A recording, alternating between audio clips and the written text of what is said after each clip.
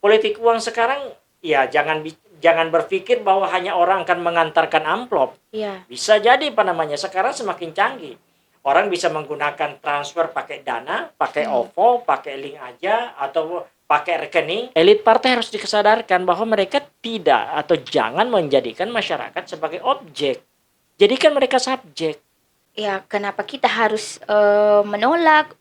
Kan bahkan ada yang berkata, ambil uangnya, jangan pilih orangnya. Kadang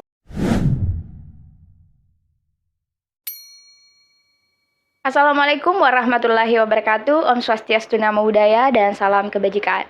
Halo teman-teman, selamat datang di podcast Jalur 9 bersama dengan saya Mega yang akan menemani teman-teman untuk membincangkan isu-isu yang sedang hangat di kalangan masyarakat. Nah, kali ini kita akan membicarakan terkait dengan isu demokrasi. Nah, kalau bicara soal isu demokrasi, pasti yang populer hari ini adalah soal kepemiluan. Nah, di dalam hal kepemiluan, kita akan membahas terkait dengan politik uang dan juga akun fake. Nah, untuk membahas itu kita akan ditemani oleh dengan narasumber kita, yaitu Kak Saiful Jihad. Halo Kak, apa kabar Kak? Halo, Assalamualaikum warahmatullahi Waalaikumsalam warahmatullahi wabarakatuh. Sehat Kak? Alhamdulillah. Mega gimana? Alhamdulillah sehat Kak. Mungkin Kak Saiful bisa memperkenalkan diri dulu dengan pemirsa dan juga jabatannya di Bawaslu Pak Saiful seperti apa?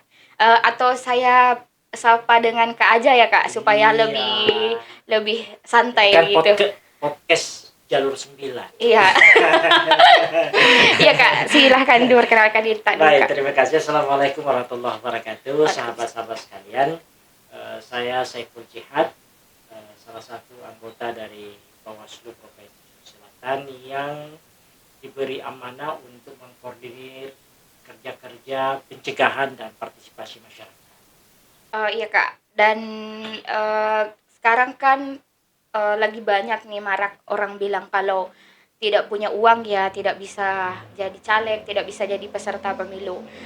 Nah, kira-kira ada juga yang bilang kalau politik uang itu ada standar khususnya atau jumlah khususnya ya sehingga itu baru bisa dikatakan politik uang.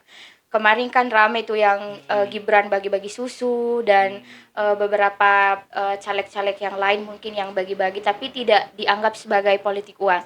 Nah, Kak Saiful mungkin bisa jelaskan yang mana saja sih yang dianggap sebagai politik uang itu?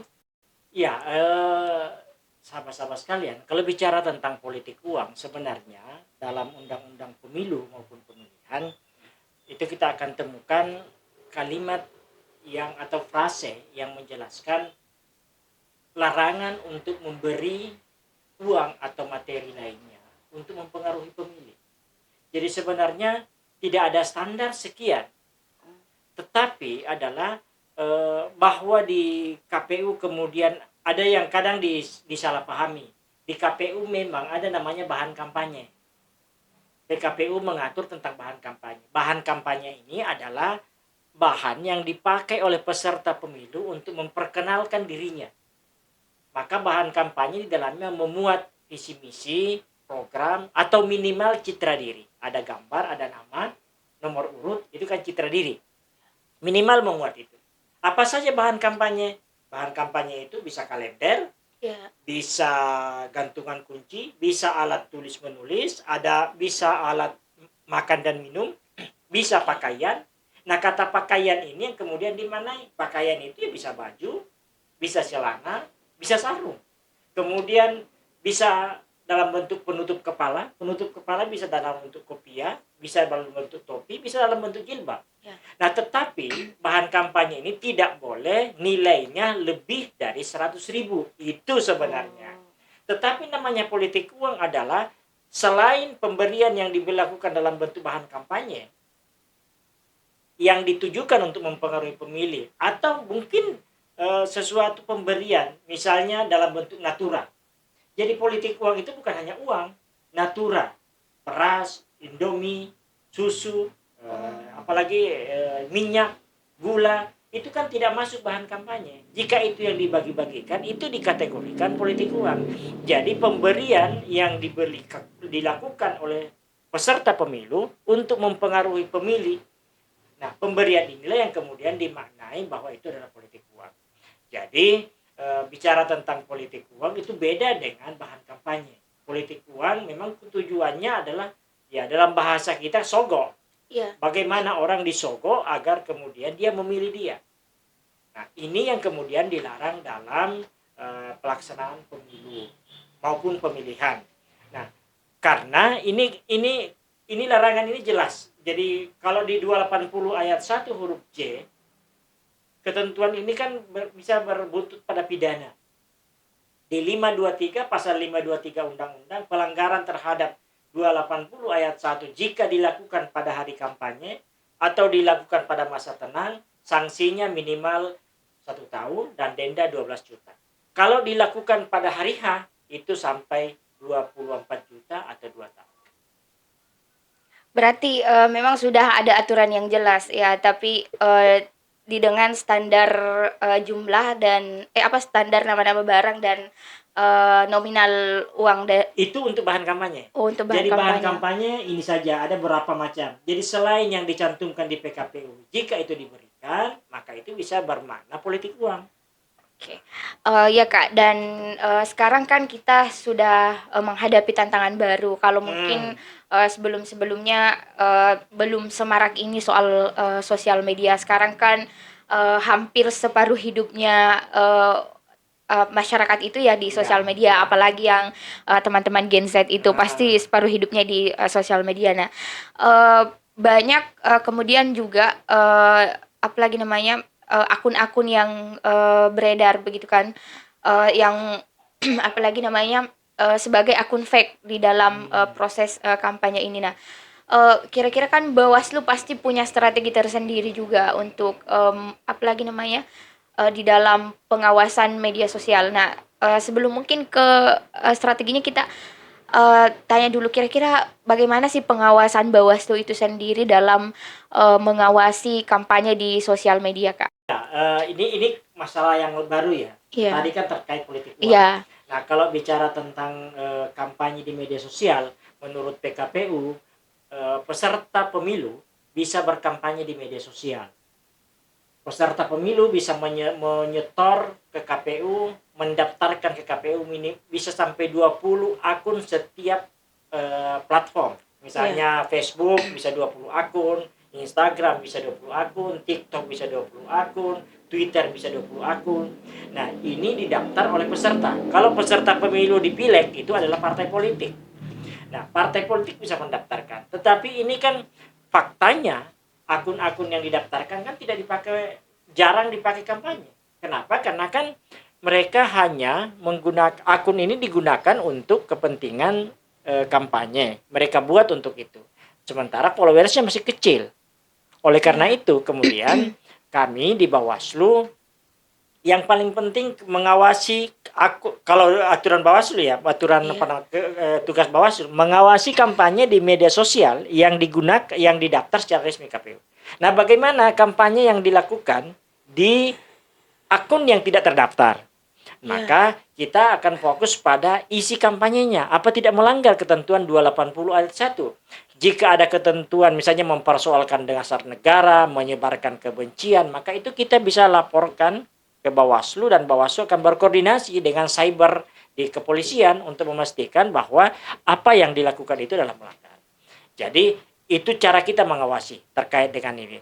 Tetapi kan sekali lagi, baik politik uang menurut kami di Bawaslu maupun kampanye di media sosial, yang paling penting kita lakukan adalah membangun kesadaran sebenarnya.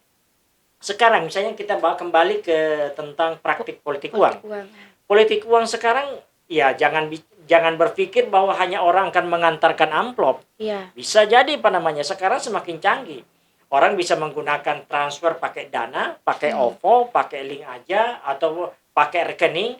Bahkan bisa misalnya kalau saya misalnya ada seorang caleg, dia bisa membayarkan token listrik satu desa. Tinggal store nomor langganannya, saya bisa bayar lewat Sindes gini, itu bisa dilakukan. Karena semakin canggih. Tinggal dia janji kalau satu desa atau mereka mau memberikan suara kepada saya bisa tanggung misalnya 3 bulan token listriknya saya bayarkan misalnya. Nah, praktek ini adalah praktek yang bisa saja dilakukan oleh mereka yang menganggap bahwa hanya dengan cara ini bisa menang. Oleh karena itu kita mendorong mendorong masyarakat proaktif. Kenapa kita larang politik uang sih sebenarnya? Iya. Apa sih bahayanya? Bahaya politik uang ini bukan hanya apa namanya, bahaya bagi bangsa. Karena kemudian bahaya yang paling parah menurut saya ketika masyarakat menganggap politik uang ini adalah hal biasa, lumrah, betul. dan bahkan kemudian dianggap ini budaya. Iya, ya sudah banyak yang bilang ini sudah membudaya. Boleh, karena ini bahaya. Kapan? Kenapa bahaya? Contoh, banyaknya anak-anak kita yang dari kampung disekolahkan orang tuanya, kalau perlu dijualkan sawah untuk kuliah di Makassar misalnya. Di Makassar dia sudah kuliah baik-baik, dia jadi mahasiswa teladan, mahasiswa berprestasi, lulus dengan cum laude, summa cum laude. Pokoknya dia hebat lah. Kembali ke kampung, ketika dia kembali ke kampung lalu bertanya, "Mak, saya mau jadi caleg." Mamanya mengatakan, "Adakah uangmu, Nak? Ya, berapa jumlah uangnya biasanya Berapa itu uang ya? yang kau siapkan? Kalau mau jadi caleg hanya sekian, siap." Iya, Nah, ini kan membuat generasi kita yang sekolah baik-baik, punya integritas, punya kemampuan, punya kapabilitas, tapi karena tidak didukung oleh uang, maka mereka tidak bisa berkontestasi dalam ruang-ruang publik seperti jadi caleg. Ini yang bahaya jika kemudian dianggap lumrah. Oleh karena itu masyarakat harus melawan politik uang ini. betul. Dan itu banyak terjadi sebenarnya Kak di teman-teman Gen Z umumnya kan malah menjadi acuh tidak acuh dengan politik itu sendiri karena katanya yang bisa menikmati kontestasi politik elektoral itu ya orang-orang yang memang sudah punya Iya, privilege atau punya banyak uang lah begitu iya. ceritanya. Jadi ya makin malas Gen Z itu untuk bicara soal politik. Iya, mungkin iya. Saya kira menarik juga fenomena-fenomena yang terjadi di masyarakat. Kadang ini juga keluhan caleg ya. Ada yang caleg Ya, mengeluh ke saya, "Pak, kalau saya datang ke sana, apa kata masyarakat? Anak-anak muda, adakah?" Seakan-akan kalau tidak ada, mereka ogah. ya adakah Jadi, 100? ya adakah berapa? Pokoknya pertanyaan adakah ini Ya, itu membuktikan bahwa mereka sudah menganggap hal ini lumrah. Ini yang bahaya. Jadi kita harus bangun kesadaran baik di tingkat masyarakat kita, Gen Z, generasi Y, milenial, untuk membangun kesadaran bersama bahwa ini kita harus lawan bersama. Di satu sisi kita juga harus mulai selalu mengingatkan para elit di partai politik iya. agar jangan menjadikan masyarakat sebagai objek. Jadikan mereka sebagai subjek yang menentukan. Untuk menjadikan subjek, dengarkan aspirasi mereka, lalu perjuangkan aspirasi mereka. Mereka akan percaya jika Anda memperjuangkan aspirasi mereka. Betul. Kemudian Kak, kan kita tadi membahas soal money politik juga lewat sudah tidak mesti lagi dikasih amplop tapi Hmm. bisa melalui media media sosial. Nah, kira-kira adakah kasus yang pernah ditangani Bawaslu sendiri terkait dengan kampanye atau yang melakukan money politik melalui dana mungkin? Nah, sejauh ini memang belum. Oh, Belum belum. ada yang baik karena begini, bisa saja mereka sudah lakukan, tapi Iya. kan sulit dibuktikan. Nah, proses penanganan di Bawaslu kan pembuktian harus jelas. Bagaimana kita bisa membuktikan jika ada kasus misalnya yang muncul, meski demikian jika informasi ada, misalnya ada kejadian di sana, kita datang untuk membuktikan, itu kan kadang sulit kita temukan. Kita mengharapkan laporan aktif masyarakat itu masih sangat kurang. Iya. Laporan aktif dari masyarakat, bahkan sudah jelas-jelas mereka menerima sembako, mereka tidak mau melapor. Nah, ini yang mesti kita bangun. Kita bangun kesadaran. Kasihan kalau hanya sembako kemudian mereka kemudian menjual suaranya. Kan ini kasihan juga masyarakat kita. Bahkan bukan hanya masyarakat. Yang harus diingat bahwa ketika mereka melakukan praktik semacam ini, maka menciderai di demokrasi di satu sisi, tetapi di sisi lain itu juga merusak. Kami gandeng beberapa tokoh untuk membangun kesadaran. Kami gandeng tokoh agama, kami gandeng tokoh budaya untuk membangun kesadaran semacam itu. Karena di beberapa tempat dengan mencoba menggandeng tokoh agama, banyak juga masyarakat yang kemudian mau menyadari bahwa ini sebenarnya kan dilarang oleh agama kita, agar kemudian mereka bisa betul-betul melakukan pilihan-pilihan bukan karena politik uang. Sebenarnya ya kalau dilihat-lihat sih Kak, ada banyak faktor juga ya yang mempengaruhi sehingga money politik itu terjadi. Nah, kalau misalnya di kampung saya itu beberapa pengalaman itu disampaikan kalau ya ya kenapa kita harus menolak bahkan ada yang berkata ambil uangnya, jangan pilih orangnya. Kadang-kadang seperti itu, katanya itu boleh saja begitu. Nah, kemudian juga disampaikan bahkan kalau tidak ada mi juga, kalau sudah mi juga terpilih itu caleg, tidak akan kembali mi lagi lihat ki begitu. Jadi ya Iya. harus mi saja diambil uangnya begitu. Nah, Nah, memang kemudian itu yang tumbuh di masyarakat. Masyarakat mengatakan kan nanti mereka datang ketika butuh. iya betul. Nah, sehingga kalau bukan sekarang kapan lagi? Sekarang mereka bawa uang ya kita ambil meme. Kalau mereka sudah naik terpilih mereka lupa. Kan itu di masyarakat sering muncul pemahaman-pemahaman semacam ini. Nah, untuk itu saya katakan tadi eh, sasaran sosialisasi kita membangun kesadaran ini bukan hanya ke masyarakat, elit partai juga. Iya. Elit partai harus dikesadarkan bahwa mereka tidak atau jangan menjadikan masyarakat sebagai objek. Jadikan mereka subjek. Kenapa datang ketemu? Karena ingin menyerap aspirasi. Bukan kemudian datang membagi-bagi uang. Nah, jadi ini yang harus dirubah. Ini yang harus dirubah. Ya kita berharap kesadaran ini muncul. Kesadaran ini muncul baik di elit partai politik dan seterusnya. Karena kalau ini terus terjadi, maka proses demokrasi yang kita bangun ini juga tidak akan berjalan lambat. Bahkan bisa tidak berjalan jika kemudian menganggap bahwa politik uang hal yang biasa. Nah, di sebaliknya di masyarakat juga kita harus sadarkan bahwa ya mungkin ada kampanye kita di tahun-tahun sebelumnya bahwa ambil uangnya jangan pilih orangnya. Tetapi kalau saya kampanye ini juga harus dirubah karena ini juga mengajari pragmatisme bagi masyarakat. Masyarakat kemudian ya boleh ambil saja, akhirnya ada masyarakat semua caleg diambil uangnya.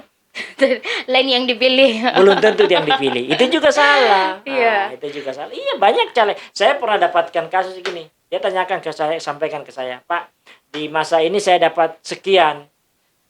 Bagaimana caranya bisa sampai biar bisa beli televisi, beli kulkas?" Dia cerita.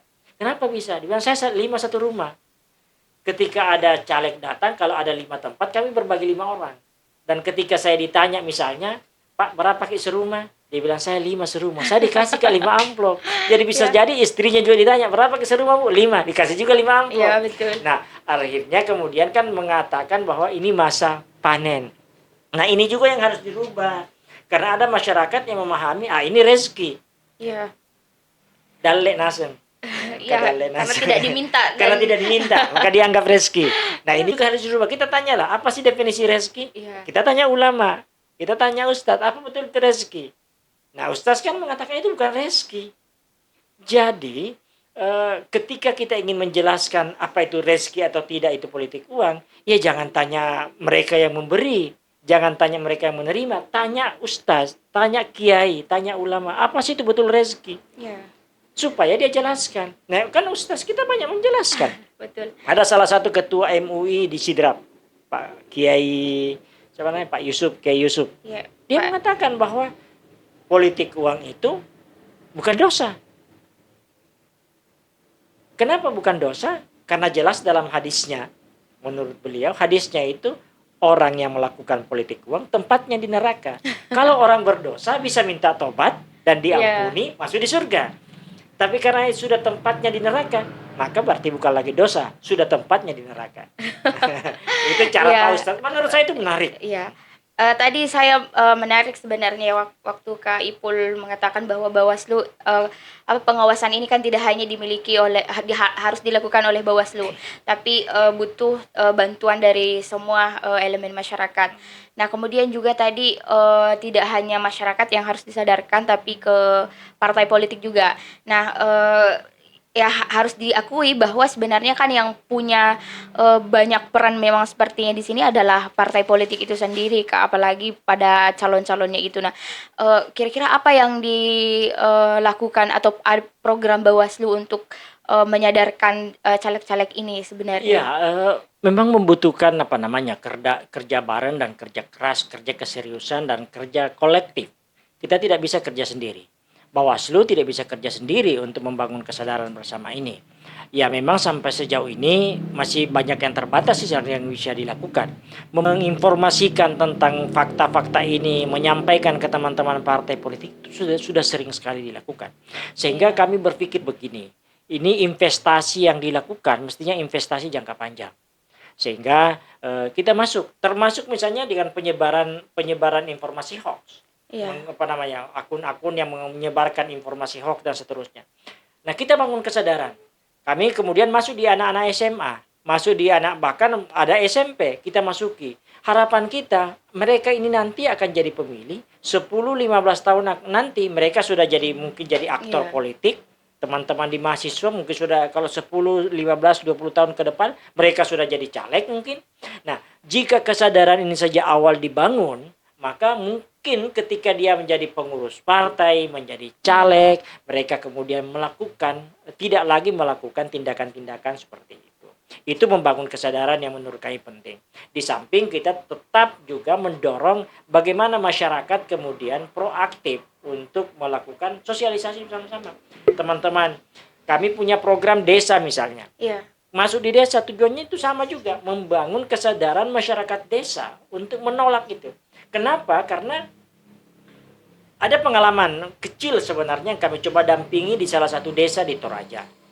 Namanya Desa Punding Ao. Desa ini kita dampingi ketika Pilkades. Iya. Nah, 1-2 bulan sebelum Pilkades kita sepakat dengan tokoh agama, tokoh gereja, khotbah di gereja, khotbah di masjid, haramnya politik uang. Menarik karena 1 minggu sebelum Pilkalem dilaksanakan, masyarakat mengembalikan bingkisan-bingkisan yang diedarkan oleh calon kepala desa dengan alasan haram menurut agama. Artinya, membangun kesadaran di masyarakat ini bisa kok. Jika masyarakatnya menolak, maka biar berapa banyak dibawa uang tidak akan jadi juga praktik politik uang. Jadi praktik politik uang ini ketika ada yang memberi dan ada yang menerima. Jika pemberi bisa berhenti, maka penerima juga tidak akan dapat.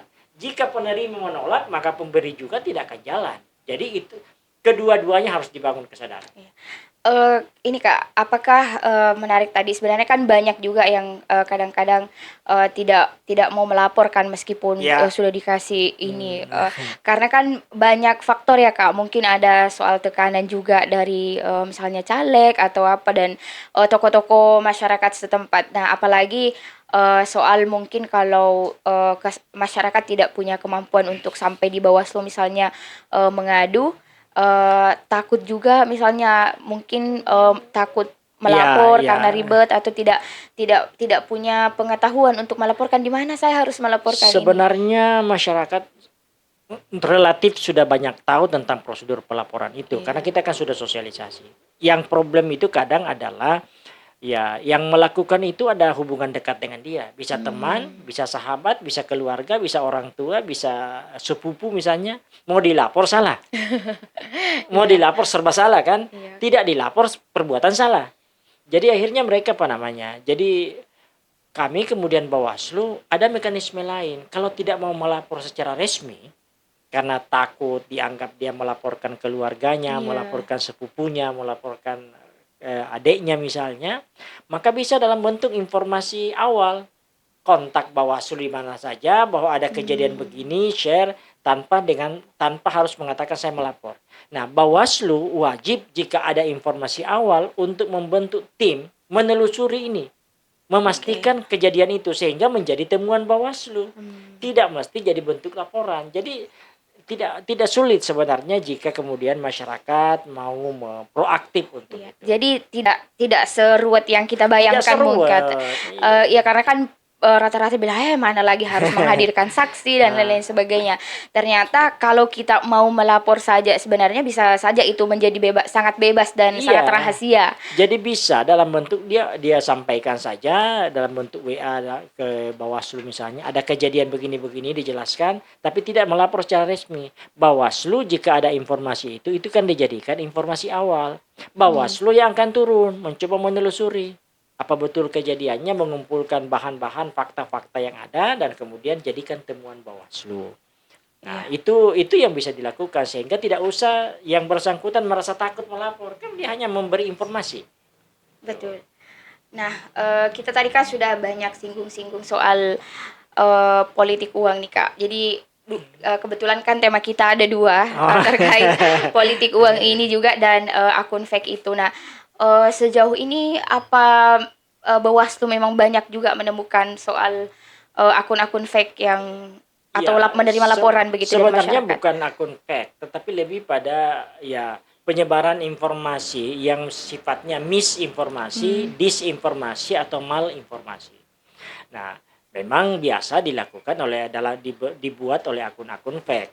Tapi ketika akun fake membuat disebarkan, maka masyarakat di bawah yang menerima tanpa ngecek ikut Iya, menyebarkan. Jadi betul. mungkin produk awalnya disebarkan oleh akun fake. Tapi setelah masuk di di grup WhatsApp, di Telegram atau di mana saja, orang lain kemudian menyebarkan. Sudah bukan akun fake, tapi sudah akun dirinya. Iya. Kemudian menyebarkan ini karena dianggap oh ini ada menarik ini. Hmm. Nah, itulah sebabnya kita coba bahwa tapi ini fakta, tidak bisa dihindari. Kemarin Kominfo merilis ada lebih 1.300-an informasi hoax yang beredar misalnya Iya. di Facebook, sekian di Instagram, sekian di itu ada datanya baru kemarin 2 hari yang lalu kalau tidak salah itu disebarkan. Artinya apa? Ini fakta bahwa penyebaran informasi hoax itu banyak. Informasi hoax ini bisa jadi dibuat oleh pendukung kelompok tertentu untuk menaikkan grade dukungannya, atau sebaliknya bagaimana agar lawannya kemudian dibangun image, di branding tidak baik. Itu bisa jadi. Bisa jadi juga informasi hoax ini atau malinformasi atau disinformasi dibuat oleh orang yang sengaja memang bagaimana membangun agar masyarakat atau publik tidak percaya terhadap proses pemilu ini. Di 2019 kan berapa kali? Misalnya ada link berita yang disebarkan di Tanjung Priok ada 17 kontainer surat suara yang sudah dicoblos. Iya, betul. Itu pernah 2019. Padahal pada waktu itu surat suara belum dicetak. Jadi sengaja didorong agar kemudian masyarakat ini penyelenggara pemilu sudah memenangkan sejak awal orang tertentu. Kita ingat dulu bahwa ada sekian ribu KTP WNA warga negara asing diberikan kepada warga negara asing supaya warga negara asing ikut memilih.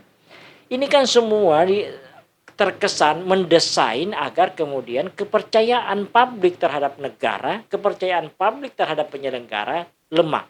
Dan ketika lemah, maka siapapun yang kalah nanti punya ruang untuk memprotes. Itu sebenarnya yang mungkin lebih bahaya juga, Kak. Iya. Ya termasuk tadi itu yang warga negara asing yang KTP-nya berbeda tapi dibikinkan gitu. Iya.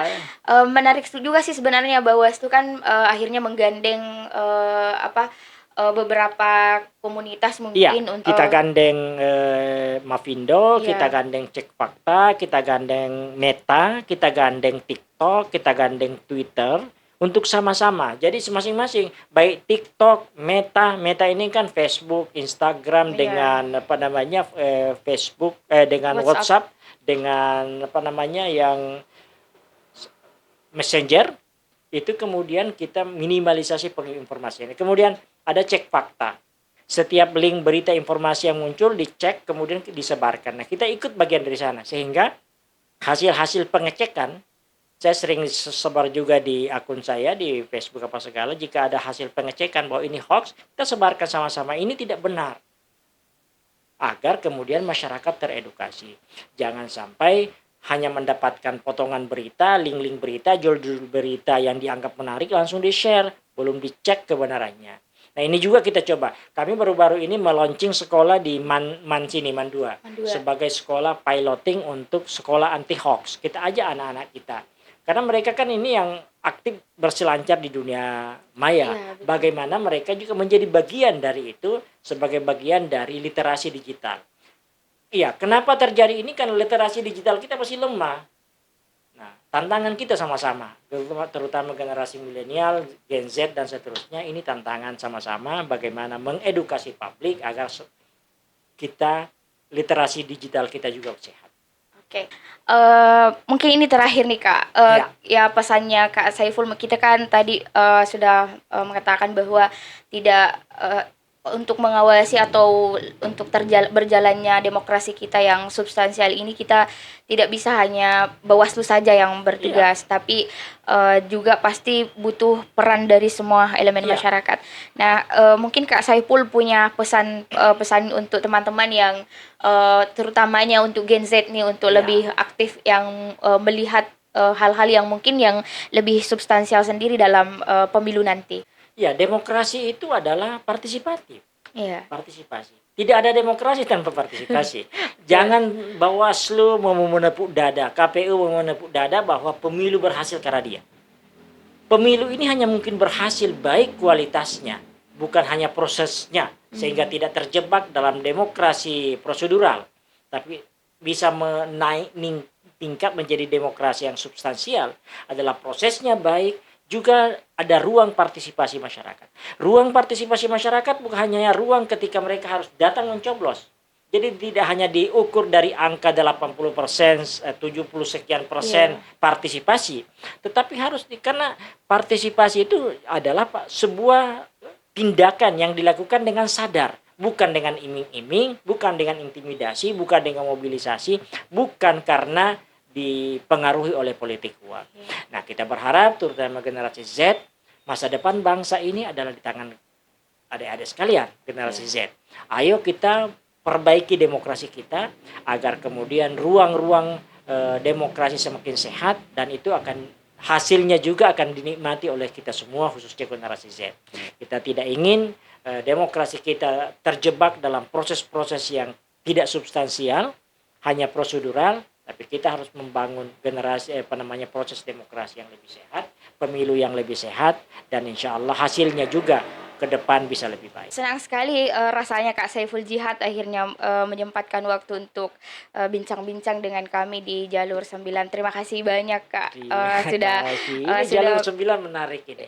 Mudah-mudahan betul-betul namanya bisa jalan terus dan iya, untuk mengedukasi masyarakat. Saya iya. kira ini adalah ruang partisipasi nyata jalur 9 untuk mengedukasi masyarakat, membuka ruang-ruang semacam ini dan kemudian menyebarkan informasi yang mengedukasi masyarakat.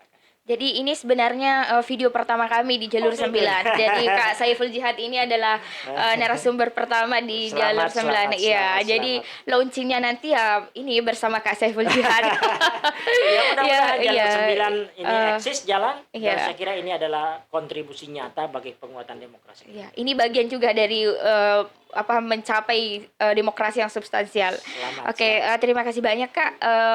Sekian dan terima kasih teman-teman. Sampai jumpa kembali di podcast Jalur 9. Assalamualaikum warahmatullahi wabarakatuh dan sampai jumpa.